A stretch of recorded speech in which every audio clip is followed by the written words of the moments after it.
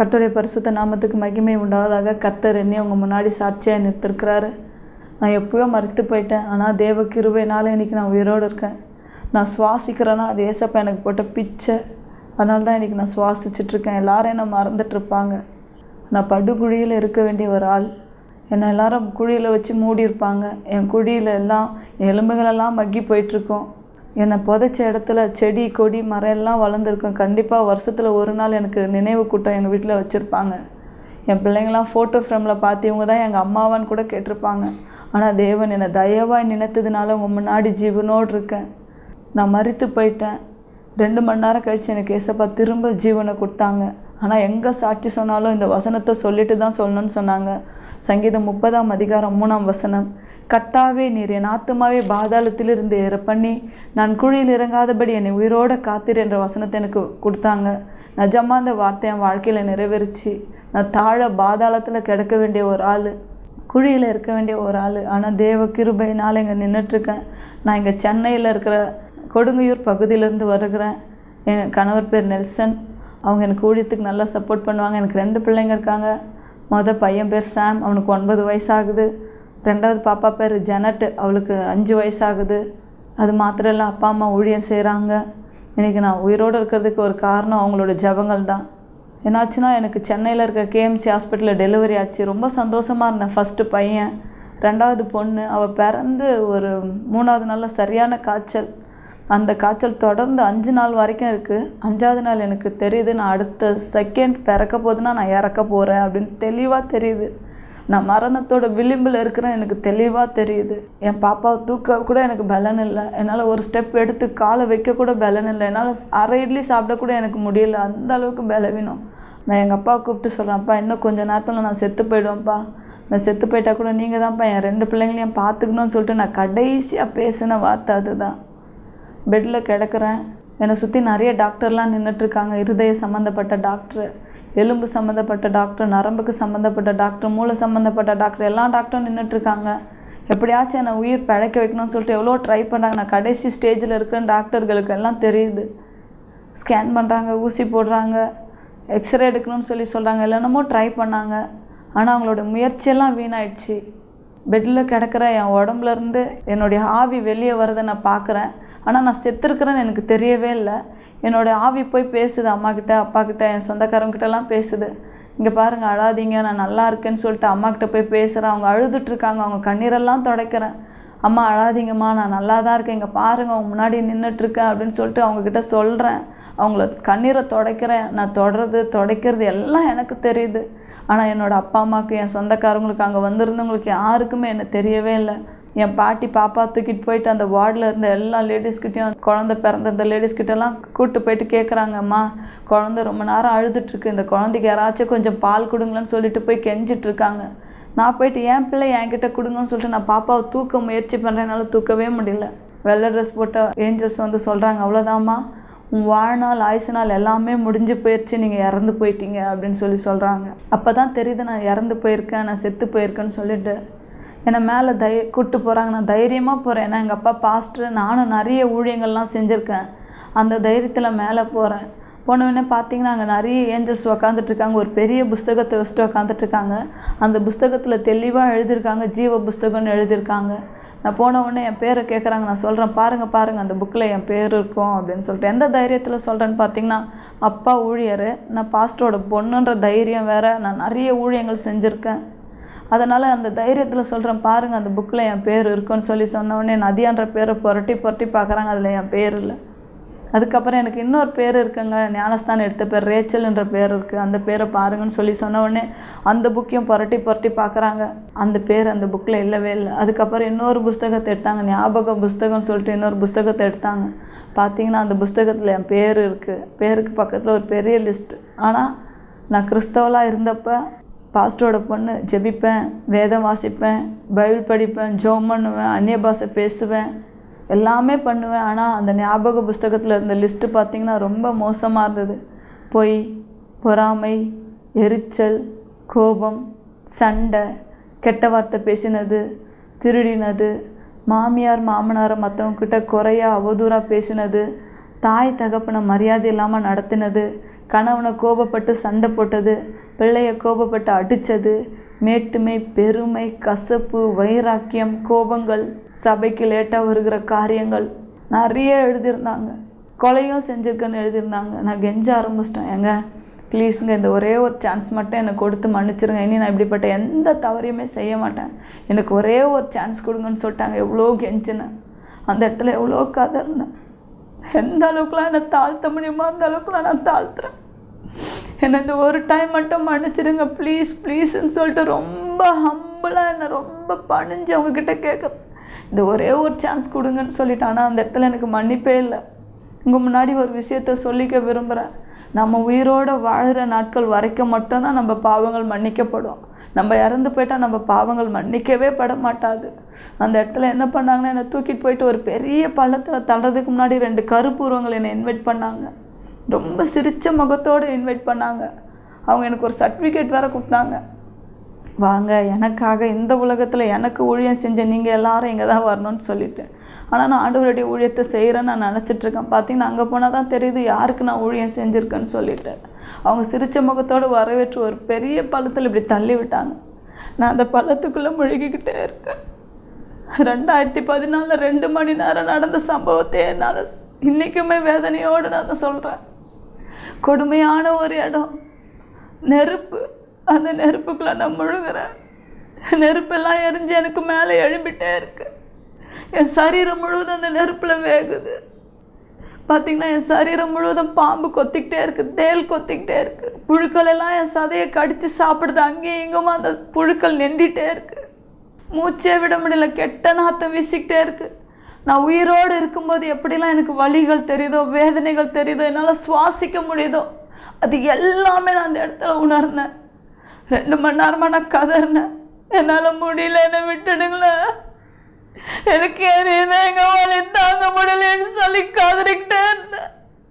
புழு அங்கேயும் எங்கேயுமா நண்டுது, என் சரீரத்தை கடிச்சு சாப்பிடுது. பாம்பு கொத்திக்கிட்டே இருக்கு, தேள் கொத்திக்கிட்டே இருக்கு.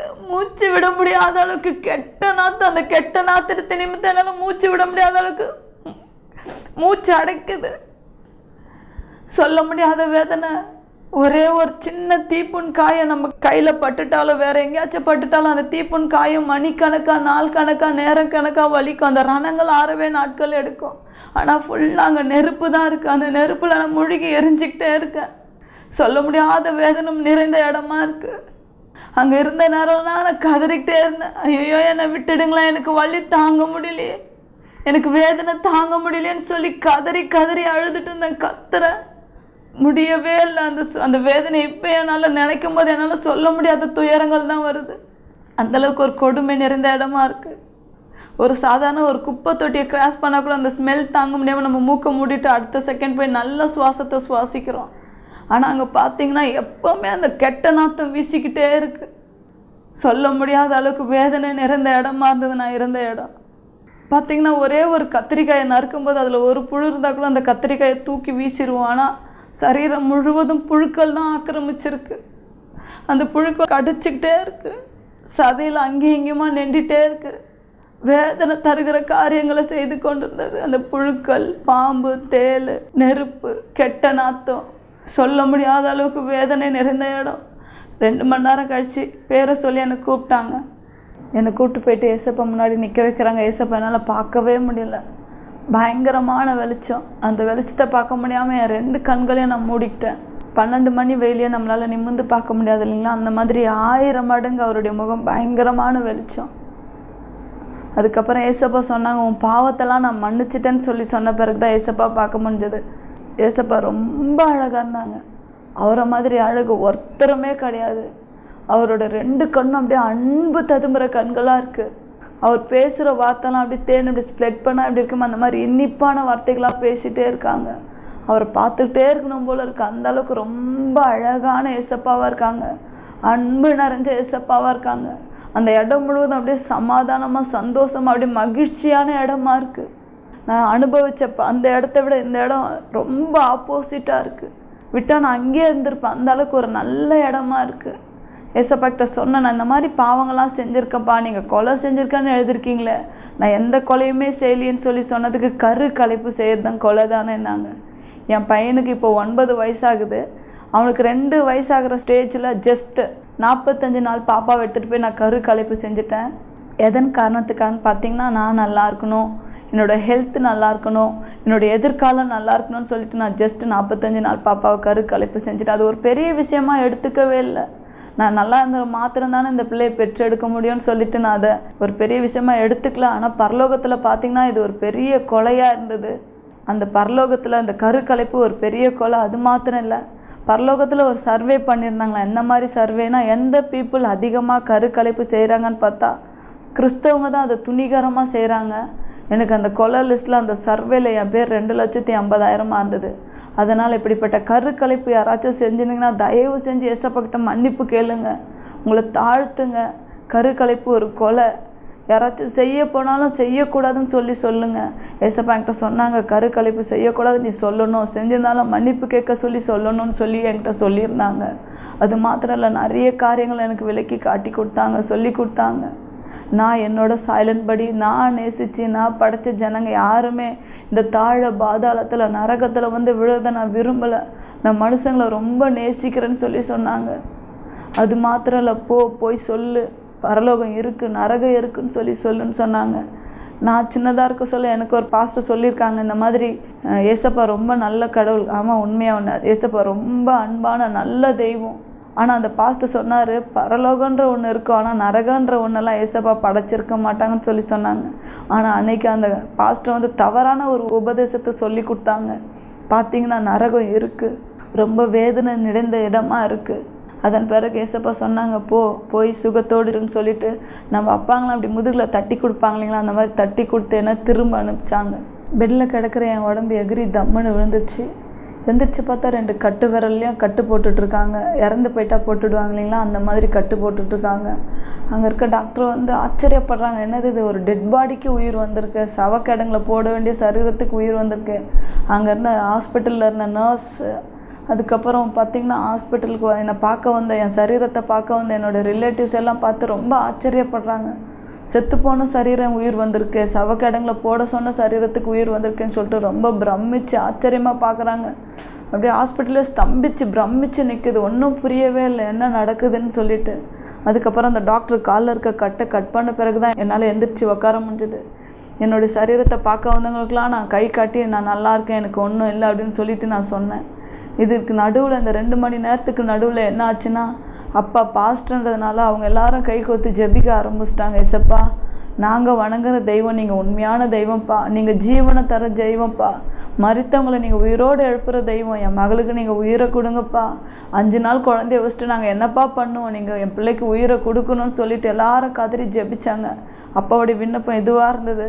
என்னுடைய சொந்தக்காரங்களாம் என்ன மனம் திரும்பலையே ஆண்டவரே, என்னை கேலி பண்ணுவாங்களப்பா, என்னை பரியாசம் பண்ணுவாங்களப்பா, இதுக்கு தான் இந்த தெய்வத்தை தேடி போனியான்னு சொல்லி என்னை ஒரு மாதிரி மனசு கஷ்டப்பட வைக்கிற அளவுக்கு பேசுவாங்கப்பா. அதனால் நீங்கள் என் மகளுக்கு உயிரை கொடுத்தே ஆகணும்னு சொல்லிட்டு எல்லாரும் அங்கே ஜெபிக்க ஆரம்பித்தாங்க. ஊழியக்காரங்க, அப்பா எல்லாரும் ஜெபிச்சாங்க. அவங்க ஜெபிச்ச மாத்திரத்தில் திரும்ப ஏசப்பா எனக்கு திரும்ப ஜீவனை கொடுத்தாரு. இல்லைனா இந்த நேரம்லாம் நான் நரகத்திலிருந்து கதறிட்டு இருக்க வேண்டிய நேரம், அந்த பாதாளத்திலிருந்து அழுது கொண்டிருக்க வேண்டிய நேரம், எல்லாரும் என்னை மறந்துருப்பாங்க. ஆனால் தேவ தயவுனால உங்கள் முன்னாடி நான் இங்கே சாட்சியாக சொல்லிகிட்ருக்கேன். உண்மையாக தெய்வ பிள்ளைகளை, பரலோகம் இருக்குது, நரகம் இருக்குது. பார்த்திங்கன்னா இந்த பாதாளத்தில் நரகத்தில் பார்த்திங்கன்னா ஓயாமல் கதறிக்கிட்டே இருக்காங்க. ஐயோ விட்டுடுங்களேன், எனக்கு எரிதே சொல்லிட்டு கதறிக்கிட்டே இருக்காங்க. பரலோகத்தில் சேனைகளின் கர்த்தர் பரிசுத்தர் பரிசுத்தர் பரிசுத்தர் சொல்லி அப்படியே புகழ்ந்துகிட்டே இருக்காங்க. இந்த பாதாளம் ரொம்ப கெட்ட நாத்த நிறைந்த இடமா இருக்குது. பரலோகம் ரொம்ப வாசனையான ஒரு இடமா இருக்குது. இந்த பாதாளத்தில் பார்த்திங்கன்னா புழுக்கள், பாம்பு, தேல் எல்லாம் நிறைய அப்படியே சரீரத்தை மொத்தமாக சேர்ந்து அப்படியே கடிச்சிக்கிட்டே இருக்குது. இந்த பரலோகத்தில் பார்த்திங்கன்னா அப்படியே தேவ தூதர்கள்லாம் ஒன்றா சேர்ந்துட்டு அப்படியே பரலோகத்தை உருவாக்கிட்டே இருக்காங்க. அது மாத்திரம் இல்லைங்க, பார்த்திங்கன்னா அந்த நரகத்தில் பார்த்திங்கன்னா கருப்பான ஒரு இருட்டான இடமா இருக்குது. பரலோகம் ரொம்ப வெளிச்சமான ஒரு இடமா இருக்குது. ஏசப்பாவுடைய அந்த முகத்துலேருந்து வீசுகிற வெளிச்சமே அந்த இடம் ஃபுல்லாகவே நிரம்பி இருக்குது. தேவ பிள்ளைகளே, தேவனாகிய கர்த்தர் நமக்கு ஒரு வழியை தான் வச்சுருக்காரு. பரலோகன்ற ஒரு வழியை நம்மளுக்கு ஆயத்தம் பண்ணுவேன்னு சொல்லிட்டு வந்திருக்கிறாரு.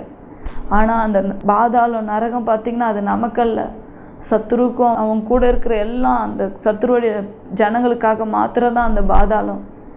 ஆனால் நிறைய நம்ம தவறு செய்யும்போது சத்துரு பக்கத்தில் இருக்கோம், சத்துரு கூட நிற்கிறோன்றதை மறந்துடக்கூடாது. பார்த்திங்கன்னா நான் பாஸ்டரோட பொண்ணு. நான் கிறிஸ்தவலாக தோட்டத்தில் இருந்தேன்னா கண்டி என்னுடைய வாழ்க்கையில் நான் இல்லை, கிறிஸ்தவலாக இல்லை. மேல் தோட்டத்தில் என்னை மற்றவங்க பார்க்குறாங்கன்ற காரியத்துக்காக மாத்திரம்தான் நான் கிறிஸ்தவலாக இருந்தேன். மற்றவங்களுக்காக பார்வைக்காக சபையில் ஜெபம் பண்ணுவேன், வேதம் வாசிப்பேன், அபிஷேகத்தில் நிரம்புவேன், வெள்ளை ட்ரெஸ்லாம் போடுவேன். ஆனால் பார்த்திங்கன்னா நான் மரித்த பிறகு தான் தெரியுது நான் எந்த இடத்துக்கு நான் போய் நிற்கிறேன், நான் யாருக்கு ஊழியம் செஞ்சேன்னு சொல்லிட்டு. பார்த்திங்கன்னா நான் யோசிக்கிறேன், எனக்கு சவ ஆராதனை செய்ய வந்த ஊழியக்காரங்க இப்படி சொல்லி தான் எனக்கு அடக்க ஆராதனை பண்ணியிருப்பாங்க. நான் மகளை பரலோகத்தில் பார்க்குறேன், கர்த்தருடைய சமூகத்தில் எல்லை பாரிட்டுருக்கா, அவருடைய வருகையில் நம்ம பார்க்கலாம் அப்படின்னு சொல்லிலாம் என்னை அடக்க ஆராதனை செஞ்சுருப்பாங்கன்னு நான் நினைக்கிறேன். ஆனால் தேவ பிள்ளைகளை மேலே போய் நின்ன பிறகு தான் தெரியுது நம்ம எந்த இடத்துல இருக்க போகிறோம், எங்கே போகிறோன்னு சொல்லிட்டு. நம்ம வாழ்கிற நாட்களெல்லாம் கர்த்தருக்காக, ஏசப்பாக்காக பரிசுத்தத்தோடு நம்ம வாழ்நாள வாழணும். பார்த்திங்கன்னா ஒவ்வொரு நிமிஷமும் நம்ம பேசுகிற வார்த்தையை கூட நம்ம தேவதூதர்கள் பக்கத்தில் நின்று கவனிப்பாங்க. எந்த காரியங்களை பேசுகிறோம், எப்படி யோசிக்கிறோம், இருதயத்தின் நினைவுகளை கூட தேவதூதர்கள் கர்த்தர் பார்க்குறாரு. நம்ம பேசுகிற வார்த்தைகளை ரைட் பண்ணிக்கிட்டே இருப்பாங்க தேவதூதர்கள்.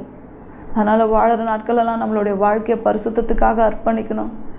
உண்மை இருக்கணும். உண்மை இருந்தால் மாத்திரம்தான் பரலோகத்துக்கு போக முடியும். பரிசுத்தம் இருந்தால் மாத்திரம்தான் பரலோகத்துக்கு போக முடியும். தேவ பிள்ளைகளை நான் செத்து போனதை கூட நான் ஒரு பெரிய விஷயமாக நினைக்கல. ஆனால் நான் போய் இருந்த இடம் எப்படிப்பட்ட இடம், அந்த இடத்த தான் நான் பெரிய விஷயமாக நினைக்கிறேன். ஒருவேளை அன்றைக்கி ஐஸ்வர்யவான் கெஞ்சி கேட்டுக்கிட்டார், எனக்கு 5 சகோதரர்கள் இருக்காங்க, அவங்க மறுபடியும் அந்த இடத்துக்கு வந்துடக்கூடாதுன்னு சொல்லிட்டு அவர் அவ்வளோ பரிதவிக்கிறாரு. உண்மையாகவே தேவ பிள்ளைகளை எவ்வளோ பேர் கிறிஸ்தவ மக்கள் இருக்காங்க, என்ன மாதிரி விழிப்பில்லாமல் தோட்டத்துக்கு மாத்திரம் கிறிஸ்தவர்களாக இருந்து வாழ்க்கை தரத்தில் கிறிஸ்தவம் இல்லையானா நான் எப்படி போய் விழுந்து கதறினோ, எப்படி அந்த ஐஸ்வர்யவான் போய் கதறினாங்களோ அதே இடத்துக்கு தான் போக வேண்டிய ஒரு சூழ்நிலை வரும். தயவு செய்து தேவன் நம்மளை பார்க்குறாருன்ற ஒரு நினைப்போடு வாழ்வோம். அது மாத்திரம் இல்லை, வாழ்கிற நாட்களெல்லாம் அதிகமான நேரம் வேத வாசிங்க, ஜெபம் பண்ணுங்க, ஆண்டவரை பற்றி அநேகருக்கு சொல்லுங்கள். ஏசப்பா ரொம்ப சீக்கிரத்தில் வரப்போகிறாரு. நான் ரொம்ப டிவி பார்ப்பேன், பாஸ்டரோட பொண்ணு பயங்கரமாக டிவி பார்ப்பேன். வீட்டுக்குள்ளே நுழைஞ்ச உடனே சினிமா காரியங்கள், உலக காரியங்கள்லாம் பார்ப்பேன். ஒரு நாள் ஏசப்பா என்கிட்ட தெளிவாக பேசுனாங்க, டிவியை உன் கண்களுக்கு விளக்குறேன்னு சொல்லிட்டு. ஏன்னா அந்த நேரம் ஃபுல்லாக என்னை அடிமையாக்கிடும். நான் அடுத்தடுத்து என்ன ப்ரோக்ராம், நாளைக்கு என்ன போடுவாங்க, அடுத்த கட்டம் என்ன பார்க்கணுன்னு சொல்லிட்டு அதுலேயே மூழ்கி கிடந்தேன். தேவ பிள்ளைங்களை யாராச்சும் சீரியலுக்கு அடிமையாக இருந்தீங்கன்னா, வேண்டாத உலக காரிய படங்களை பார்த்தீங்கன்னா இன்றைய நாளில் விட்டுடுங்க. நம்ம கண்கள் தூய்மையாக இருந்தால் மட்டும்தான் ஏசப்பாவை பார்க்க முடியும். நம்மளுடைய காது சுத்தமாக இருந்தால் மட்டும்தான் அவளுடைய சத்தத்தை கேட்க முடியும். ஏசப்பா எப்போ வரப்போகிறாருன்னு தெரியாது, நம்ம எப்போ மறிப்போன்னு தெரியாது. நம்மளுடைய வாழ்க்கை எப்போமா பரிசுத்தத்தோடு நம்ம காத்துக்கொள்ளணும். ஏசப்பா நம்மளை பரிசுத்தத்துக்கு மாத்திரம்தான் அழைச்சிருக்காரு, பரிசுத்தத்துக்கு மாத்திரம் தான் தெரிஞ்சிருக்காரு, நம்மளை பரலோகத்துக்கு மாத்திரம்தான் நடத்தி செல்லணுன்றது அவரோட விருப்பம். தயவு செய்து இந்த சாட்சியை கேட்கிற தேவ பிள்ளைகளை மனம் திரும்புங்க. ஏசப்பா ரொம்ப சீக்கிரத்தில் வரப்போறாரு. அவருடைய வருகை ரொம்ப சமீபமாக இருக்கிறது. ஜீவனை கொடுத்த தேவனுக்கு மகிமை உண்டாவதாக. கர்த்தர் என்னை உங்கள் முன்னாடி சாட்சியாக நிறுத்திருக்கிறார். கர்த்தர் இந்த சாட்சியை ஆசீர்வதிப்பாராக. ஆமென். கர்த்தருக்கு ஸ்தோத்திரம். கர்த்தருடைய நாமத்துக்கு மகிமை உண்டாவதாக. 2014 வருடத்தில் என் அன்பு மகள் நதியா மறித்து போயிடுச்சுங்க. மறித்து போயிடுச்சுன்னு எல்லோரும் அழுதுகிட்டு இருந்தாங்க. ஆனால் நாங்கள் போகும்போதே ஹாஸ்பிட்டல் உள்ள போகும்போதே ஸ்கேன் பண்ண இட்டுன்னு போனாங்க. ஸ்கேன் பண்ண இட்டுன்னு போகும்போதே எங்கள் மகன் சொல்லிடுச்சு, அப்பா நான் மறித்து போயிடுவேன், என் பிள்ளைகள்லாம் பார்த்து சொல்லிட்டு அப்படின்னு சொல்லிட்டு ஸ்கேன் பண்ண உள்ளே போச்சு. உள்ளே போயிட்டு வரும்போது திரும்ப வந்தது. அதுக்கப்புறம் அந்த ரூமில் கொண்டு போயிட்டாங்க டாக்டர் பார்க்குறதுக்கு. போனோடனே மறித்து போயிடுச்சுன்னு எல்லோரும் சொல்லிட்டாங்க. எல்லோரும் சொல்லிட்டு அழுதாங்க. ஒரே சத்தம் போட்டு ஒரே ஹாஸ்பிட்டலில் ஒரே சத்தமாக போயிடுச்சு. அதுக்கப்புறம் காலெல்லாம் கட்டிட்டாங்க. காலெல்லாம் கட்டிட்ட பிறகு சவக்கடங்கு போக வேண்டிய நேரம் அது.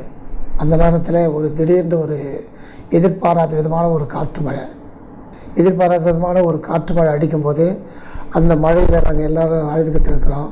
அழும்போது அந்த மழை வரல சொன்னால் என் மகளை கொண்டு போய் சவக்கடங்கில் போய் அடித்து காலி பண்ணிட்டுருப்பாங்க. ஆனால் கர்த்தர் நல்லவர், கர்த்தர் வல்லவர், அவர் கிருபை என்றும் உள்ளது. அந்த கிருபை தான் என் மகளை காப்பாற்றுறது. அந்த நேரத்தில் மழை வந்த உடனே திடீர்னு நின்று போச்சு. அந்த சவுக்கடங்கு போகிற நேரம் நின்று போச்சு. அது நின்ற பிறகு 2 மணி நேரம் இந்த மழை பெஞ்சிக்கிட்டே இருந்தது, இடைவிடாமல் மழை பெஞ்சினது. மழை பெஞ்ச பிறகு உன் மகள் மறித்து போயிட்டான்னு சொல்லி அதனால் சத்தம் போட்டு அழுத உடனே நானும் பார்த்தேன். போகும்போது மழை அதிகமாக பெய்ய நாங்கள் என்ன பண்ணோம், 4-5 பிள்ளைகள்லாம் சேர்ந்து எங்கள் மகன், என் 2 மகன், என் பிள்ளைங்க, அப்புறம் என்னோட கூட 2-3 பாஸ்டருங்க இருந்தாங்க. நாங்கள்லாம் சேர்ந்து ஒன்றா ஒரு 4-5 பேராக சேர்ந்து ஒன்றா கை கோர்த்து ஜெபம் பண்ணோம். ஆண்டவரே, எப்படி ஆயினும் என் மகளுடைய உயிரை திருப்பி கொடுங்கன்னு சொல்லிட்டு நாங்கள் கண்ணீரோடு கதறி அழுதோம். எங்கள் சத்தத்தை தேவன் கேட்டார். கேட்ட மாத்திரத்தில் உடனடியாக கொஞ்சம் நேரம் பொறுத்து நாங்கள் ஜெபிச்சு முடித்து எழுந்திருக்கிறோம், உன் மகள் உயிரோடு இருக்காங்கன்னு சொல்லிட்டு அப்புறம் சொல்லிட்டாங்க. சொன்னோன்னே அதுக்கப்புறம் எல்லாம் போய் பார்த்தோம். இந்த கட்டெல்லாம் அவுத்து போயிருக்குதுங்க. அதுக்கப்புறம் பொண்ணை ஹாஸ்பிட்டலில் போக முடியல, ஏன்னா உள்ளே போக முடியல, நிறைய ஜனம் ஃபுல்லாகிடுச்சு. அதுக்குள்ளே எல்லாம் சொந்தக்காரங்க பண்ணாங்க, எல்லாம் வந்துட்டாங்க. எல்லாம் வந்து ஹாஸ்பிட்டலில் ஃபுல்லாக நிறைஞ்சி போச்சு, ஒன்றும் இல்லை, ஒரே கோஸ்டம் சத்தமாக போயிடுச்சு. அப்புறம் சொல்லிட்டு அதுக்கப்புறம் சொல்லிட்டு அப்புறம் பார்த்தோன்னே கொஞ்சம் நேரம் பார்த்துனாங்க, ஜெபம் பண்ணினேன். அதுக்கப்புறம் வந்தோடனே உங்கள் மகன் நல்லா ஆயிடுச்சுங்க, ஜெபம் பண்ணாதீங்க, அவர் உயிர் வந்துடுச்சுன்னு சொன்னாங்க. எங்கள் மனைவி என்ன பண்ணாங்க, உயிர் வந்துச்சுன்னு சொன்னாங்க. அதனால் எங்கள் மனைவி அந்த துணியை வச்சு தொடச்சிக்கிட்டே இருந்தாங்க. தண்ணி, இந்த வேர்வை தண்ணி வந்துக்கிட்டே இருக்குது, தலையெல்லாம் முகமெல்லாம் உடம்பெல்லாம் ஃபுல்லாக வேர்வை தண்ணி வந்துக்கிட்டே இருக்குது. அதுக்கப்புறம் துணி வச்சு தொடச்சாங்க. தொடச்சி கொஞ்சம் நேரம் பார்த்து அவங்க மயக்கம் தெளிவே இல்லை, அப்படியே தான் இருந்தாங்க, மயக்கம் தெரியாமல். அதுக்கப்புறம் தான் மயக்கம் தெளிஞ்சுது. அதுக்கப்புறம் நாங்களும் சந்தோஷமாயிட்டோம். கர்த்தர் மகளுக்கு நல்ல சுகத்தை கொடுத்தார், ஜீவனை கொடுத்தார். ஜீவனை கொடுத்த தேவனுக்கு ஸ்தோத்திரம். கர்த்தருக்கு ஸ்தோத்திரம். நான் கர்த்தர் செய்த நன்மைகளை சொல்ல வந்திருக்கிறேன். அந்த கர்த்தர் எங்களுக்கு செய்த நன்மையை வாழ்நாள் முல்லாக எல்லா சர்ச்சிலையும் சபையிலையும் வாழ்நாள் ஃபுல்லாக சொல்லி கொண்டே இருக்கலாமன்னு சொல்லி எனக்கு மனபாரம்.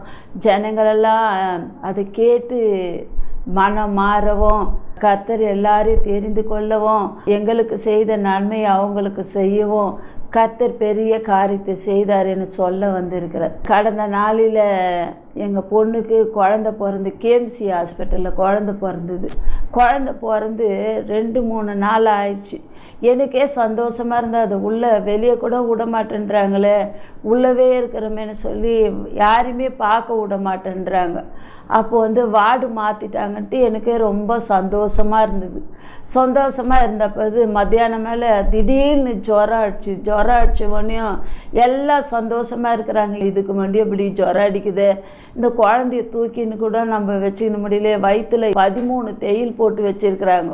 குழந்தை எடுத்து ஆப்ரேஷன் பண்ணி அதுக்கப்புறம் மறுபடியும் டாக்டருங்கிட்ட சொல்லி அழுத, என் பொண்ணுக்கு ஜுரமாக அடிக்குது, ஏன் தெரியலன்னு சொல்லி அந்த டாக்டர் அம்மாட்ட சொன்னபோது அப்போ வந்து வார்டு மாற்றி கீழே அந்த பிரசவ ரூமுக்கு மறுபடியும் இட்டுன்னு வந்துட்டாங்க.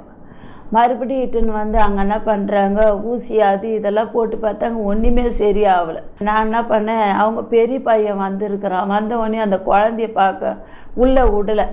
அதுக்கப்புறம் அந்த குழந்தைய மறுபடியும் இட்டுன்னு போய் விட்டுட்டு எங்கள் மாமியாரை கொஞ்சம் விட்டு வெளியே குழந்தைய பார்த்துக்கம்மா சொல்லிட்டு போயிட்டு வர வேலைக்கு அவ்வளோ சீக்கிரம் நான் வந்து பார்க்குறேன், இந்த நாக்கு வந்து இவ்வளோ தொழுவு கீழே இறங்கி போயிட்டு தொங்கி போயிட்ட உடனே அழுவுறேன். எனக்கு அதை நினச்சாலுமே பயமாக இருக்குது. ஐயோ, என் பொண்ணை விட்டுட்டேனே, இந்த குழந்தைய வச்சுங்க நான் என்ன பண்ணுவேன். நான் எங்ககிட்ட பணம் வசதி ஒன்றுமே இல்லை, என் தேவனை தேவர யாருமே இல்லை சொல்லி மனபாரத்தோடு அழுது புழுமன டாக்டர் காலெல்லாம் உழுந்து அழுவுறேன். எல்லா டாக்டரும் மூளைக்கு பார்க்குற டாக்டரு, உடம்பு சரீரத்தில் பார்க்குற டாக்டரு, நரம்பு டாக்டரு எல்லாமே வந்து அவங்க காலிலெல்லாம் நான் எவ்வளோலாம் கெஞ்சிடணும், அவ்வளோலாம் நான் கெஞ்சி அழுது பேருக்கு. அதுக்கப்புறம் எல்லா டாக்டரும் ஓடியாந்து என்னவோ பண்ணுறாங்க, எனக்கு ஒன்றுமே புரியல. அந்த குழந்தைய வச்சுக்கணும். நான் அந்த குழந்தைக்கு எல்லாரையும் அப்போவே பால் டப்பா வாங்கி கொடுத்து அந்த பாலை அடித்து கொடுப்பாட்டுற அந்த குழந்தைக்கு ஒரே பேதி ஆயிடுச்சு. அந்த பால் போய் அந்த பால் குடித்த உடனே அதுக்கப்புறம் எங்கள் மாமியாரை நான் மறுபடியும் கொடுத்துட்டு எனக்கு என்ன பண்ணணும்னு ஒன்றுமே புரியல, கையோ வரல காலோ வரல. எனக்கு எங்கள் பொண்ணு ரொம்ப பிடிக்கும், எனக்கு எங்கள் பசங்க ஆம்பளை பசங்களை விட ரொம்ப பிடிக்கும். அதுக்கப்புறம் எங்கள் பொண்ணை நான் கூப்பிட்டு, ஏம்மா நீ என்னாச்சுமா, உனக்கு என்னமாச்சுன்னு கையை ஆட்டுற காலை ஆட்டுற, ஒன்றுமே புரியல. அதுக்கப்புறம் அந்த டாக்டருங்கெல்லாம் வந்து காலை முட்டியில் சுற்றியை தட்டி பார்க்குறாங்க. தட்டி பார்த்தா ஒன்றுமே இல்லை, காலில் கத்திரிக்கோலை வச்சு கிழிக்கிறாங்க, கோடு போடுறாங்க, ஒன்றுமே இல்லை. அதுக்கு நாடி நரம்பெல்லாம் எதுவுமே நவோ பண்ணுது. அதுக்கப்புறம் கண்ணை அந்த நாக்கை தொங்குச்சு பாரு. தொங்கின உடனேயும் ஒரே அழ தாங்க முடியல. டாக்டர் என்னை தேத்தி அனுப்புகிறாங்க, நீ வெளியே போன்னு. அதுக்கப்புறம் டாக்டருங்க உடனே என்ன பண்ணிட்டாங்க, 2 காலையை கட்டி 2 கையெல்லாம் கட்டி போட்டாங்க. அதை கட்டி போட்டவுடனே அதுக்கப்புறம் ஒன்றுமே இல்லை, அது உடம்புல சரீரத்தில் திடீர்னு அழுது ஓடி போய் எங்கள் வீட்டுக்காரன்ட்ட சொல்லான்னு போகிறேன். ஐயோ என் பொண்ணுக்கு என்னவா ஆயிடுச்சு, எல்லாம் கை காலெல்லாம் அடுங்கி போய் நாக்கெல்லாம் தொங்கி போச்சுன்னுட்டு நான் அழுவுற போய். அதுக்கப்புறம் அவர் என்ன பண்ணார், அந்த ஓடியாந்து பிசவ ரூமில் ஆம்பளைங்களை விடவே மாட்டாங்க. எங்கள் வீட்டுக்காரர் என்ன பண்ணார், எல்லாரையும் தள்ளிட்டு பொம்பளை போலீஸுங்களெல்லாம் தள்ளிட்டு உள்ளே ஓடியாந்து அதுக்கப்புறம் ஓடியாந்து பார்க்குறாரு. அவரும் அழுகுறாரு. அழுதுட்டு மட வெளியே போயிட்டு அதை கேன் பண்ண தூக்கின்னு போனாங்க பாரு. தூக்கின்னு போய் வெளியே என்ன பண்ணாங்க, உள்ளே வந்து கேன் பண்ணி சரீரத்தில் எல்லாமே நல்லா இருக்குது, ஒன்றுமே இல்லைன்ட்டாங்க. அதுக்கப்புறம் டாக்டர் சொல்கிறாங்க, என்னவோ ஒன்றுமே புரியல, ஆச்சரியமாக இருக்குது எனக்கு, எல்லாமே கை கால் நரம்பெல்லாம் அதுக்கு அசீலியன்னு சொல்லிட்டு ஒரு ஓரமாக தூக்கி கழட்டிட்டு அதுக்கப்புறம் எல்லா டாக்டரும் பார்த்துன்னுக்குறாங்க. நான் குழந்தைய தூக்கின்னு வந்துட்ட உடனே அதுக்கப்புறம் என்ன பண்ணாங்கன்னா, ஒரு திடீர்னு ஒரு காற்றும் மழையமாக அடிச்சுது. எங்கள் ஊர் ஜனம், மதுரவாயில் ஜனம் ஃபுல்லாக வந்துச்சு. அதுக்கப்புறம் ஆட்டோ ஓட்டுற அவங்க வீட்டுக்காரர், அந்த ஆட்டோ ஜனங்கள்லாம் ஃபுல்லாக வந்துச்சு. அதுக்கப்புறம் இவங்க கனதாச நகர் ஃபுல்லாக ஜனங்க ரொம்ப ஃபுல்லாக ஹாஸ்பிட்டல் ஃபுல்லாக உக்காந்துட்டு அதுக்கப்புறம் டாக்டருங்களை கேட்குற விடவே யாருமே விடலை. அவங்கள தூக்கின்னு போய் என்னவோ பேசுகிறாங்க, தூக்கின்னு போய் அவங்கள எதனா பண்ணுன்னு சொல்லி பெரிய டாக்டரெல்லாம் பண்ண சொன்னாங்க. அதுக்கப்புறம் கொஞ்சம் நேரம் என்னால் அழ தாங்க முடியல, பயங்கரமாக அழுவுறேன். இந்த குழந்தைய வச்சுக்க நான் என்ன பண்ணுவேன், இந்த குழந்தைகளை ஒன்றுமே புரியல, என் பொண்ணுக்கு என்னவா ஆகிப்போச்சுன்னு அந்த வார்டில் இருக்கிறவங்களாம் அழுகுறாங்க, நாங்களாம் அழுகுறோம். கொஞ்ச நேரம் கழிச்சு ஆண்டவரே இவரும் ஜெபம் பண்ண போயிட்டாரு வெளியே. நான் என் பையன் வரான் செவுத்தில் இச்சுக்கின்னு அழுகுறான். என் பெரிய பையன், அவன் தலையில் ரத்தமாக கொட்டின உடனே அதுக்கப்புறம் மறுபடியும் உள்ளே ஓடியாந்தா அதுக்கப்புறம் பார்த்து அழுது கொஞ்ச நேரம், ஆண்டவரே ஏசப்பா என் பொண்ணுக்கு நீ சுகத்தை கொடுத்துதான் அவ்வளோ உயிரை கொடுங்கப்பா, எனக்கு ஒரே ஒரு பொண்ணு, என் பொண்ணு ரொம்ப பிடிக்கும்பா, எனக்கு திரும்பி அது உயிரை கொடுப்பான்னு அழுது அழுது புலம்பன சொல்ல மறுபடியும் அது எழுது கபீல்னு உக்காந்துது. அந்த சேரில் படுத்துங்க, எனக்கு ஏன் கை கால் கட்டி வச்சுக்கிறாங்கன்னு சொன்னேன்.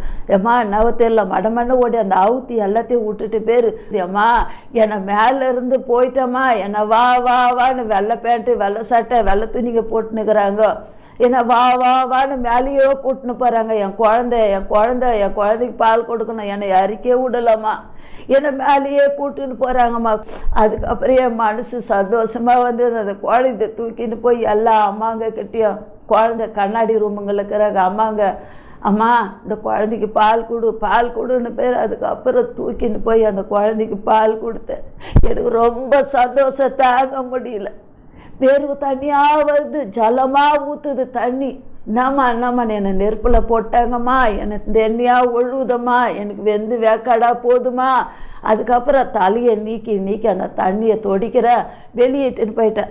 டாக்டர் மைக்கில் கூப்பிட்டு நதியா உள்ளே இட்டுன்னு வாங்கன்னு கத்தனை பேர். அதுக்கப்புறம் நான் இட்டுன்னு வந்து உள்ளே விட்டுட்டு அதுக்கப்புறம் 6 hour கழித்து அந்த நரம்பு வயிற்றில் தேயில் போட்டுது. அதுக்கப்புறம் பார்த்து அந்த டாக்டருங்க ஒன்றுமே ஆகலை, நல்லா இருக்குது, நீ கவலைப்படாதமான பேர். குழந்தை தூக்கின்னு அந்த வார்டில் போன பேர் எனக்கு நிம்மதியாக சந்தோஷமாக கிடச்சிது. என் கர்த்தர் பெரிய அற்புதத்தை செய்தார். எனக்கு செய்த அற்புதத்தை எல்லாருக்குமே செய்யணும், அந்த சாட்சியாக வழங்கணும். அந்த தேசத்தில் யார் தெரியாத ஜனங்களெல்லாம் தெரிந்து கொள்ளணும், கர்த்தரை தெரிந்து கொள்ள முடியாது. ஜெபம் டிவி ப்ரோக்ராம்ஸை உங்கள் டிவியில் பார்க்க மிஸ் பண்ணிட்டீங்களா? ஜெபம் டிவி யூடியூப் சேனலை சப்ஸ்கிரைப் பண்ணுங்க. எல்லா ப்ரோக்ராம்ஸையும் யூடியூப்லேயே பார்க்கலாம். ப்ளீஸ் சப்ஸ்கிரைப் ஜெபம் டிவி.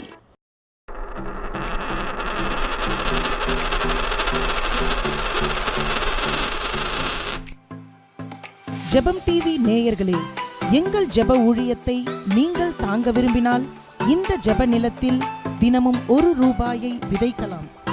நீங்கள் விதைக்க வேண்டிய கூகுள் பே நம்பர் 9092144425. நீங்கள் வாட்ஸ்அப் பே மூலமாகவும் விதைக்கலாம். 9092144425. 944425. நீங்கள் விதைக்கும் இந்த சிறு விதை ஒரு மாபெரும் ஆசீர்வாதத்தை உங்களுக்கு தரும். ஜெபத்திலும் களத்திலும் இன்றும் உங்களுடன் ஜெபம் டிவி.